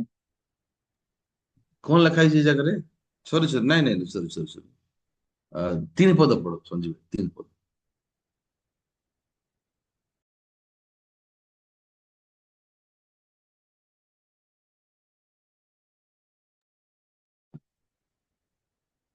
ଯେଣୁ ଈଶ୍ୱର ଦତ୍ତ ଧାର୍ମିକତା ବିଷୟରେ ଅଜ୍ଞ ହୋଇ ଆପଣ ଆପଣା ଧାର୍ମିକତା ସ୍ଥାପନ କରିବାକୁ ଚେଷ୍ଟା କରି ସେମାନେ ଈଶ୍ୱର ଦତ୍ତ ଧାର୍ମିକତାର ବଶୀଭୂତ ହୋଇନାହାନ୍ତି। ତ ଏଇଠି ଆମେ ଦେଖିପାରୁଛୁ, ଏ ବାକ୍ୟ ଆମେ ଜାଣିଛୁ ସମସ୍ତେ, ଈଶ୍ୱରଙ୍କର ଧାର୍ମିକତାରେ ବଶୀଭୂତ ହେଇନାହାନ୍ତି। ମାନେ ଆଜି ମନୁଷ୍ୟ ଏକ ତ ପ୍ରଭୁଙ୍କର ବାକ୍ୟରେ ବଶୀଭୂତ ହବ, ଆଉ ନିଜର ଧାର୍ମିକତାକୁ ପରିତ୍ୟାଗ କରିବ, ନଚେତ ନିଜର ଧାର୍ମିକତାକୁ ସ୍ଥାପନ କରିବ, ଈଶ୍ୱରଙ୍କ ଧାର୍ମିକତାକୁ ଛାଡିବ, ନହେଲେ ସେ ନିଜର ଧାର୍ମିକତାକୁ ଛାଡିକି ଈଶ୍ୱରଙ୍କ ଧାର୍ମିକତାରେ ବସିବ। ଏବେ ଏଇ ଜାଗାରେ ଆମେ ଦେଖୁଛୁ ଯୁବକ କାହାର ଧାର୍ମିକତାକୁ ଅ, ନ ଛାଡିବା ପାଇଁ ସେ ଯୀଶୁକୁ ଛାଡୁଛି। এই ଜାଗାରେ ଯୋଉ ସମ୍ପତ୍ତି ଅଛି, ଯୋଉ ଧନ ଅଛି, ଅବଭିୟସଲି ଧନର ଅର୍ଥ ନାହିଁ ଏଇ ଜାଗାରେ ସୁନା ରୂପା। ଏ ଧନ ହଉଛି ନିଜର ଧାର୍ମିକତା। ମଣିଷର ସବୁଠାରୁ ଅଧିକ ବଡ ସମ୍ପତ୍ତି ଧନ ହଉଛି ତାର ନିଜର ଧାର୍ମିକତା। ମାନେ ନିଜକୁ ସେ ଠିକ ଜ୍ଞାନ କରୁଛି, ନିଜକୁ ସେ ନିଜର ବିଚାରକର୍ତ୍ତା ଭାବରେ ଭାବୁଛି, ନିଜେ ହିଁ ସେ ନିଷ୍ପତ୍ତି ଦାତା ହେଇଛି, ନିଜେ ହିଁ ଯୋଜନା କର୍ତ୍ତା ହେଇଛି। ଆମେ ଯୀଶୁକୁ କେତେ ଦୂର, କେତେ ପରିମାଣ ଭାବରେ ଜାଣିଛୁ, ଆମେ ଯୀଶୁକୁ କେତେ ଭାଗୁଆ ମାନେ ଜାଣିଛୁ ଯୀଶୁଙ୍କ ଜୀବନ। ଯୀଶୁ କହୁଛନ୍ତି ମୁଁ ଆପଣଙ୍କର କିଛି କରିପାରେ ନାହିଁ, ମୁଁ ଯେପରି ଶୁଣେ ସେପରି ବିଚାର କରୁଛି। ତ ଯୀଶୁ ନିଜ ପାଇଁ କୌଣସି ବିଷୟ କରିବା ପାଇଁ ଆସିନଥିଲେ। ଆଜି ମୁଁ ଗୋଟେ ଲୋକ ଯିଏକି ଯୀଶୁଙ୍କୁ ବ୍ୟବହାର କରିକି ମୋର ଇଚ୍ଛାକୁ ସାଧନ କରିବା ପାଇଁ, ଯୀଶୁଙ୍କୁ ବ୍ୟବହାର କରିକି ମୋର ଶରୀରର ଅଭିଳାଷକୁ ପୂରଣ କରିବା ପାଇଁ ମୁଁ ବଞ୍ଚିକି ଆସିଲି। ଆଜି କଣ ଆମମାନେ ନିଜର ଧାର୍ମିକତାକୁ ସ୍ଥାପନ କରିବା ପାଇଁ ଈଶ୍ୱରଙ୍କୁ ବ୍ୟବହାର କରିବା ଦରକାର, ଈଶ୍ୱରଙ୍କର ଆତ୍ମିକତାକୁ। ବହୁତ ମୂଲ୍ୟାୟନ ଭାବରେ ଏଇ ଜାଗାରେ ପରମେଶ୍ୱର ଆମକୁ ଦେଖିବା ପାଇଁ ଚାହୁଁଛନ୍ତି ଯେ ସତରେ ପରମେଶ୍ୱରଙ୍କର ଧାର୍ମିକତା ଭିତରେ ହିଁ ଆମ ପାଇଁ ସମସ୍ତ ଆଶୀର୍ବାଦ ଲୁଚିକି ଅଛି ଆମ ପାଇଁ। ହେଲେ ପିତରଙ୍କର ଜୀବନରେ ଯେମିତି ପରମେଶ୍ୱର ବର୍ତ୍ତମାନ ପଢେଇକି ନଉଛନ୍ତି। ଏବେ ବର୍ତ୍ତମାନ ପିତର ଯେମିତି କହୁଥିଲେ ଏଇ ଜାଗାରେ 27 ପଦରେ, କିନ୍ତୁ ପରବର୍ତ୍ତୀ ସମୟରେ ପିତରଙ୍କର କଥାବାର୍ତ୍ତା, ପିତରଙ୍କର ହୃଦୟର ସ୍ଥିତି ପୁରା ବଦଳି ଗଲା। ବର୍ତ୍ତମାନ ପିତର ବର୍ତ୍ତମାନ ସେଇ ପିତର ହେଇଗଲେ ଯୋଉ ପିତର ବର୍ତ୍ତମାନ କହୁଛନ୍ତି କଣ ବୋଲି ଆମେ ଯଦି ଲାଷ୍ଟରେ ଦେଖିବା ଟିକେ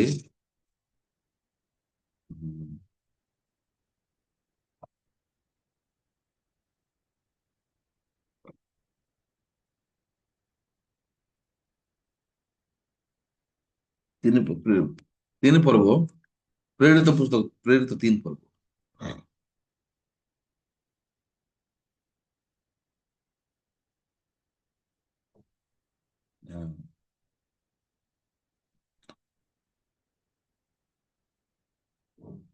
3 ପଦରୁ ଦେଖି 3, 4, 5, 6,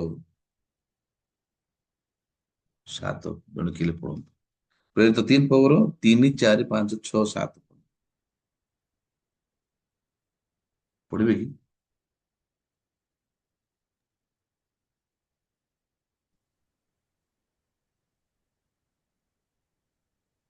ସେ ପିତର ଓ ଯୌନଙ୍କୁ ମନ୍ଦିରରେ ପ୍ରବେଶ କରିବାକୁ ଉଦ୍ୟତ ଦେଖି ଭିକ୍ଷା ମାଗିବାକୁ ଲାଗିଲା। ପିତର ଓ ଯୌନ ତା ପ୍ରତି ସ୍ଥିର ଦୃଷ୍ଟିରେ ଚାହିଁଲେ। ପୁଣି ପିତର କହିଲେ, ଆମମାନଙ୍କ ଆଡକୁ ଚାହଁ। ସେଥିରେ ସେ ସେମାନଙ୍କ ଠାରୁ କିଛି ପାଇବା ଆଶାରେ ସେମାନଙ୍କ ଆଡକୁ ଚାହିଁ ରହିଲା। କିନ୍ତୁ ପିତର କହିଲେ, ରୂପା କି ସୁନା ମୋହର ନାହିଁ, ମାତ୍ର ମୋହର ଯାହା ଅଛି ତାହା ମୁଁ ତୁମକୁ ଦେଉଅଛି। ନାଜରେତୀୟ ଯୀଶୁଖ୍ରୀଷ୍ଟଙ୍କ ନାମରେ ଚାଲ। ପୁଣି ସେ ତାର ଡାହାଣ ହାତ ଧରି ତାକୁ ଉଠାଇଲେ। ସେଥିରେ ତତ୍କ୍ଷଣାତ୍ ତାର ପାଦ ଓ ଗୋଡର ଗଣ୍ଠି ସବୁ ବଳ ପାଇଲା। ଏବେ ଏଇ ଜାଗାରେ ଆମେ ପାଇପାରୁଛୁ ପିତର ନିଜର ସାକ୍ଷ୍ୟ ଦଉଛନ୍ତି, ମୋ ପାଖରେ ରୂପା ନାହିଁ କି ମୋର ସୁନା ନାହିଁ। ହଁ, ବର୍ତ୍ତମାନ ପିତରଙ୍କର ହୃଦୟ ଭିତରେ ବର୍ତ୍ତମାନ ମାଥ୍ୟୁ 19 ପର୍ବର 27 ପଦର ପିତରଙ୍କର ହୃଦୟ ଆଉ ପ୍ରେରିତ 3 ପର୍ବର 3, 4, 5, 6, 7 ଯୋଉ ପଢିଲୁ, ଏଇ ପିତରଙ୍କ ହୃଦୟ ସମାନ କି? ଏ ପିତରଙ୍କ ହୃଦୟ ପୁରା ବଦଳି ଯାଇଛି। ଏ ପିତର କହୁଛି ମୋ ପାଖରେ ସୁନା ନାହିଁ, ରୂପା ନାହିଁ, କିନ୍ତୁ ମୋ ପାଖରେ ମୁଁ ଯାହା ଅଛି ତାହା ମୁଁ ଦେଉଛି। ଆଜି ଯୀଶୁଙ୍କର ହୃଦୟ ବର୍ତ୍ତମାନ ପିତରଙ୍କ ପାଖକୁ ଆସିଲା। କଣ ତା ପାଖରେ ଅଛି? ସେ କହୁଛନ୍ତି ନାଜରେତୀୟ ଯୀଶୁ ଖ୍ରୀଷ୍ଟଙ୍କ ନାମରେ ଚାଲ। ମୁଁ ଯେତେବେଳେ ବାକ୍ୟକୁ ଦେଖୁଛି ସତରେ ମୁଁ ପରମେଶ୍ୱରଙ୍କୁ ବେଶୀ ଧନ୍ୟବାଦ ଦଉଛି। ପ୍ରଭୁ ମତେ ଯୀଶୁଙ୍କୁ ଦେବା ପାଇଁ, କେବଳ ମୋ ଭିତରେ ଖ୍ରୀଷ୍ଟଙ୍କର ହୃଦୟକୁ କେବଳ ଦେବା ପାଇଁ, ଏଇଟା ହିଁ ମୋ ପାଇଁ ରୂପାର ସୁନା ଠାରୁ ଅଧିକ ମୂଲ୍ୟବାନ, ଅଧିକ ଆବଶ୍ୟକ। ମୁଁ ଯେତେବେଳେ ହିତୋପଦେଶର ଚାପ୍ଟରକୁ ପଢୁଛି ଏଇ ଦିନ ଭିତରେ କ୍ରମାଗତ ଭାବରେ ପରମେଶ୍ୱର ଜ୍ଞାନ, ଉପଦେଶ, ବୁଦ୍ଧି, ବୁଝାମଣା ଏଇ ଜାଗାରେ କହୁଛନ୍ତି। ଈଶ୍ୱର ବାକ୍ୟର ଗୁରୁତ୍ୱପୂର୍ଣ୍ଣ କଣ ଅଛି, ପ୍ରଭୁଙ୍କ ବାକ୍ୟର ଆବଶ୍ୟକ କଣ ଅଛି? କାହିଁକି ଆମକୁ ବାଇବଲ ପଢ, ବାଇବଲ ପଢ, ବାଇବଲ ପଢ? ମୁଁ ଦେଖୁଛି ଚର୍ଚ୍ଚ ଭିତରେ, ମୁଁ ଅନେକ ସମୟରେ ଆନାଉନ୍ସମେଣ୍ଟ କଲି, ବର୍ତ୍ତମାନ ଦେଖାଯାଉଛି ଆମର କେତେ ମେମ୍ବର ମାନେ ଲେଖୁଛନ୍ତି ଏତିକି ବାଇବଲ ପଢିଲି, ଏତିକି ବାଇବଲ ପଢିଲି। ତ ଚର୍ଚ୍ଚର ସର ଶୁଣିକି ସେମାନେ ଲେଖୁଛନ୍ତି।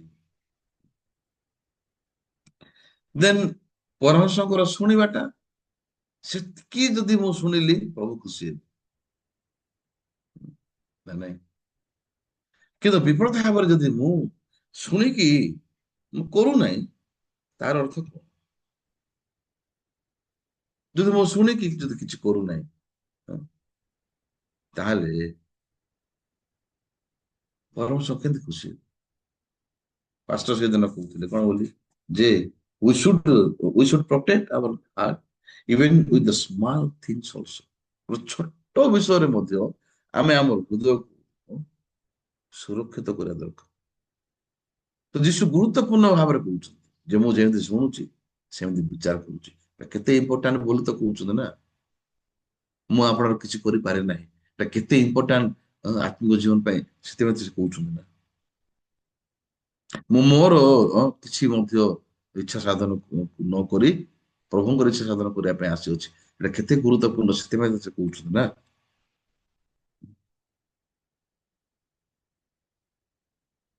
ଦେନ୍ ଜଣେ କିଏ ପଢନ୍ତୁ ହିତୋପଦେଶ 21 ପର୍ବର 5 ପଦର ବାକ୍ୟ ଦେଖିବା। ସରି 5 ନାହିଁ, 3 ପଦ ପଢ। ହିତୋପଦେଶ 21 ପର୍ବର 3 ପଦ ପଢିବା ଦେଖିବା। ପଢନ୍ତୁ କିଏ ହେଲେ।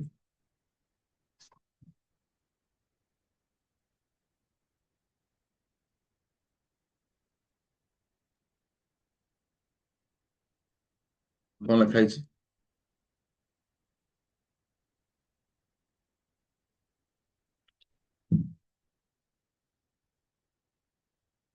କିଏ ପଢିବ? ପଢନ୍ତୁ।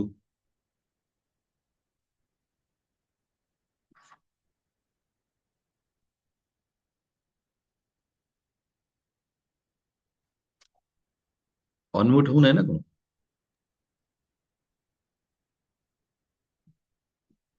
ଅନମ୍ୟୁଟ ଉପରେ ଅପସନ ଦିଆହେଇନି? ହଁ,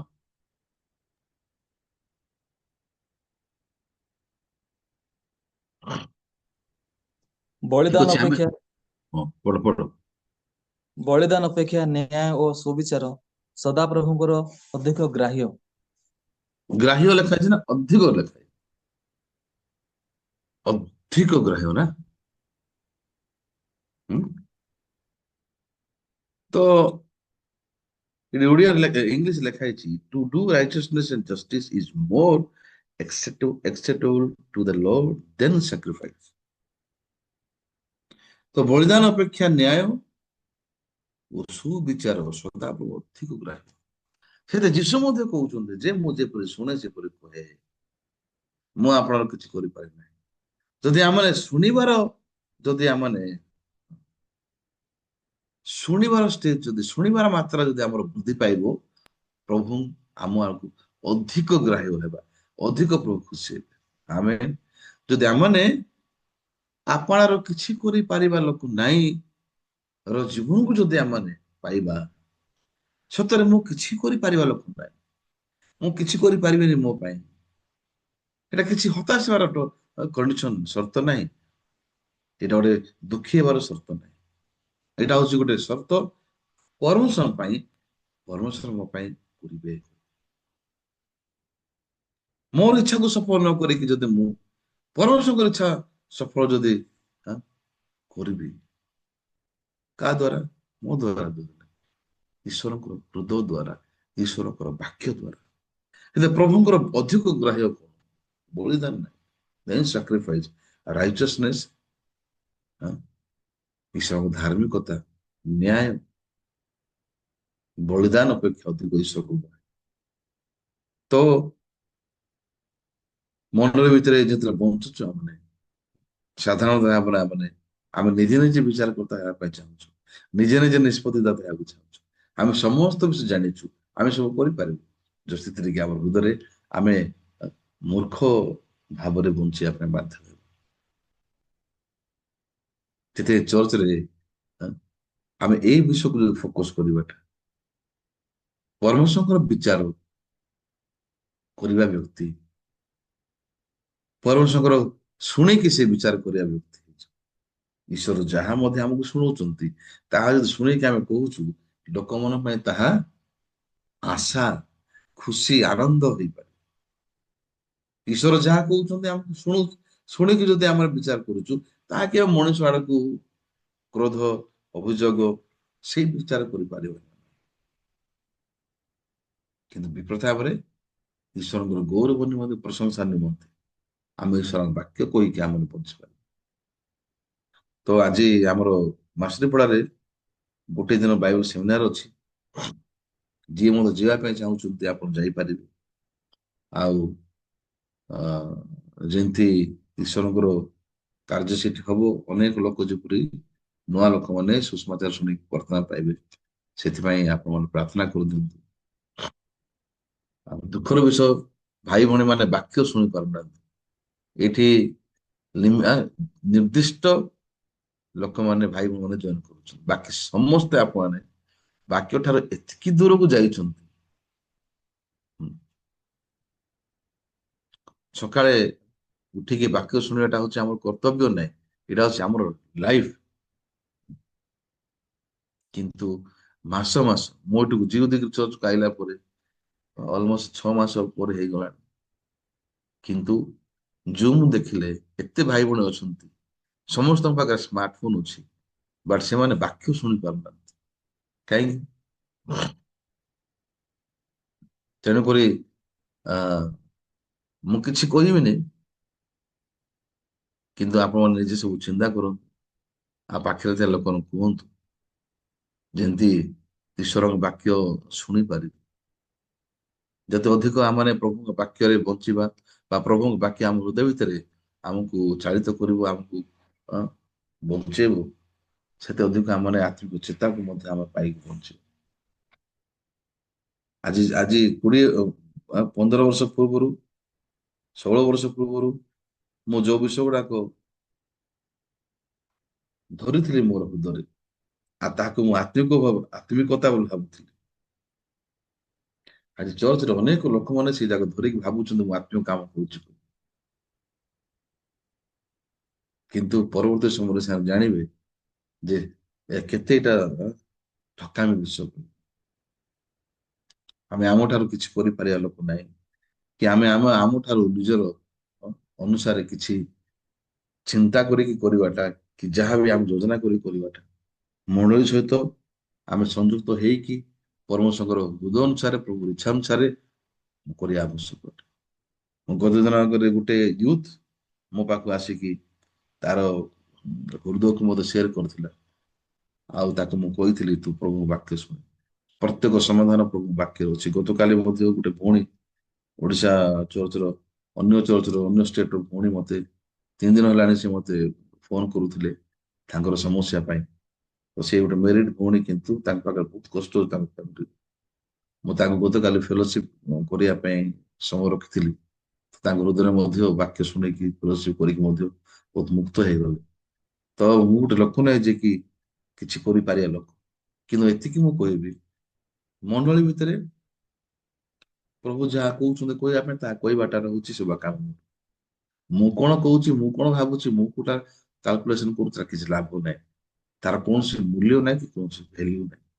ତେଣୁକରି ଅଧିକ ମାତ୍ରାରେ ଆମେ ଶୁଣିକି ବିଚାର କରିବାର ଜୀବନ, ସେଟା ପ୍ରକୃତିରେ ଆମ ପାଇଁ ବେଶୀ ଆଶୀର୍ବାଦ ବିଷୟ। ଆସନ୍ତା ଶୁକ୍ରବାର, ଶନିବାର ଲଞ୍ଚ ପର୍ଯ୍ୟନ୍ତ ଆମର ୟୁଥ ମିଟିଂ ଅଛି, ମାନେ ସେମିନାର ଅଛି। ସେଥିପାଇଁ ମଧ୍ୟ ମଣ୍ଡଳୀକୁ ମୁଁ ଅନୁରୋଧ କରୁଛି, ପ୍ରାର୍ଥନା କରିଦିଅନ୍ତୁ। ଯଦିଓ ସେଠି ବର୍ଷା ପାଗ ଅଛି, କିନ୍ତୁ ମଣ୍ଡଳୀରେ ଯେମିତି ସୁଷମାଚାର କାର୍ଯ୍ୟ ବୃଦ୍ଧି ପାଇବ, ଆମର ୟୁଥ ମାନେ ଯେମିତି ଅଧିକ ମାତ୍ରାରେ ସେମାନେ ସୁଷମାଚାର କାର୍ଯ୍ୟ ପାଇଁ ଜଡ଼ିତ ହେଇପାରିବେ, ସେଥିପାଇଁ ମଧ୍ୟ ମୁଁ ଅନୁରୋଧ କରୁଛି ସମସ୍ତଙ୍କୁ ପ୍ରାର୍ଥନା କରିବା ପାଇଁ। ଆଜି ଏତିକି କହିବି। ଏଲର ମାଇକେଲ ଅଛନ୍ତି, ପ୍ରାର୍ଥନା କରିବେ ଆଉ ଶେଷ କରିବା। ଆସନ୍ତୁ ପ୍ରାର୍ଥନା କରିବା। ମଙ୍ଗଳମୟ ପିତା, ତୁମରି ପବିତ୍ର ନାମକୁ ଧନ୍ୟବାଦ ଦଉଛୁ। ତୁମେ ଆମମାନଙ୍କୁ ପରିତ୍ରାଣ ଦେଲ। ହଁ ପ୍ରଭୁ, ଯୋଉ ପରିତ୍ରାଣ ପାଇଁ ଆମମାନେ କୌଣସି କାର୍ଯ୍ୟ କରିନୁ କିମ୍ବା ଆମମାନଙ୍କର ଚେଷ୍ଟା କରିନୁ, କେବଳ ଆମମାନେ ଯେତେବେଳେ ଚେଷ୍ଟା କରୁଥିଲୁ ସେ ସମୟରେ କେବଳ ଆମମାନଙ୍କର ପ୍ରଭୁ କର୍ମ ପାଇଁ ଆମମାନେ ଚିନ୍ତା କରୁଥିଲୁ କି ଆମମାନେ ଧାର୍ମିକ ଗଣିତ ହେଇପାରିବୁ ବୋଲି, କିନ୍ତୁ ଆମମାନେ ଯେତେବେଳେ ଦେଖିଲୁ, ପ୍ରକୃତ ବାକ୍ୟ ଶୁଣିଲୁ, ସେ ସମୟରେ ଆମମାନେ ପାଇପାରିଲୁ କି ଆମମାନଙ୍କର ଚେଷ୍ଟା ବିଫଳ ମାତ୍ର। କିନ୍ତୁ ତୁମେ ଆମମାନଙ୍କୁ ଏତେ ପ୍ରେମ କଲ ଯେ ତୁମେ ଏଇ ସ୍ଥାନକୁ ତୁମରି ଦାସଙ୍କୁ ପଠେଇକି ଆମମାନଙ୍କୁ ପ୍ରଭୁ ପରିତ୍ରାଣର ବାକ୍ୟ ଶୁଣେଇଲ ଏବଂ ପ୍ରଭୁ ଆମମାନଙ୍କୁ ପରିତ୍ରାଣ ମଧ୍ୟ ଦେଲ। ସେଥିପାଇଁ ଆମମାନେ ଧନ୍ୟବାଦ ଦଉଛୁ। ଯେପରି ଆମମାନେ ପରିତ୍ରାଣ ପାଇଁ କିଛି କାର୍ଯ୍ୟ କରିନା, ସେପରି ଆତ୍ମିକ ଜୀବନ ପାଇଁ ମଧ୍ୟ ପ୍ରଭୁ ଆମର ଚେଷ୍ଟା ଦ୍ଵାରା କିଛି ହେଇପାରିବନି। କେବଳ ଯେ ଆମମାନେ ତୁମରି ଦାସ ମାନଙ୍କ ଠାରୁ ଯେଉଁ ସ୍ୱର ଆସୁଛି ସେ ସ୍ୱରକୁ ଯେତେବେଳେ ଆମମାନେ ଗ୍ରହଣ କରି ପ୍ରଭୁ ଶୁଣିକି ପ୍ରଭୁ ସେ ଅନୁସାରେ ଚାଲିବୁ, ସେ ସମୟରେ ପ୍ରଭୁ ଆମମାନେ ତୁମ ଠାରୁ ଅନୁଗ୍ରହ ପାଇ ଆତ୍ମିକ ଜୀବନ ମଧ୍ୟ ଆମମାନେ ବଞ୍ଚି ପାରିବୁ। ପ୍ରିୟ ପ୍ରଭୁ, ମଣ୍ଡଳୀ ମଧ୍ୟରେ ଯଦିଓ ଆମମାନେ ଅନେକ ବର୍ଷ ହେଲା ବଞ୍ଚିକି ଆସିଛୁ, ଯେତେବେଳେ ଆମମାନଙ୍କର ଆତ୍ମିକ ଜୀବନକୁ ଆମମାନେ ଦେଖୁଛୁ ପ୍ରଭୁ, ଆମମାନେ ବହୁତ ପଛରେ ଅଛୁ। କିନ୍ତୁ ତୁମେ ଆମମାନଙ୍କୁ ତଥାପି ଛାଡି ନାହଁ କି ଆମମାନଙ୍କୁ ପରିତ୍ୟାଗ କରିନାହଁ। ତୁମରି ପ୍ରେମରେ ଆମମାନଙ୍କୁ ପ୍ରଭୁ ବାନ୍ଧି ରଖିଅଛୁ। ଆଗକୁ ମଧ୍ୟ ପ୍ରଭୁ ଆମମାନେ ଯେପରି ସେଇ ପଛ ଜୀବନକୁ ଭୁଲି ପ୍ରଭୁ ଆମମାନେ ଆତ୍ମିକ ଜୀବନ ବଞ୍ଚିବା ପାଇଁ ପ୍ରଭୁ ଆମମାନେ ପାରିବୁ, ତାହା ତୁମରି ଅନୁଗ୍ରହ ଏବଂ ଦୟା ସକାଶେ ପ୍ରଭୁ ତୁମେ ଆମମାନଙ୍କୁ ଦିଅ। ପ୍ରିୟ ପ୍ରଭୁ, ଏ ସମୟରେ ବିଭିନ୍ନ ସ୍ଥାନରେ ମଧ୍ୟ ପ୍ରଭୁ କନଫରେନ୍ସ ଏବଂ ପ୍ରଭୁ ବିଭିନ୍ନ ପ୍ରଭୁ ସୁସମାଚାର ପ୍ରଚାର କାର୍ଯ୍ୟରେ ପ୍ରଭୁ ତୁମେ ଆମମାନଙ୍କର ଭାଇ ଭଉଣୀ ମାନଙ୍କୁ ବ୍ୟବହାର କରୁଅଛ, ପାଷ୍ଟର ମାନଙ୍କୁ ବ୍ୟବହାର କରୁଅଛ, ସେଥିପାଇଁ ଧନ୍ୟବାଦ ଦଉଛୁ।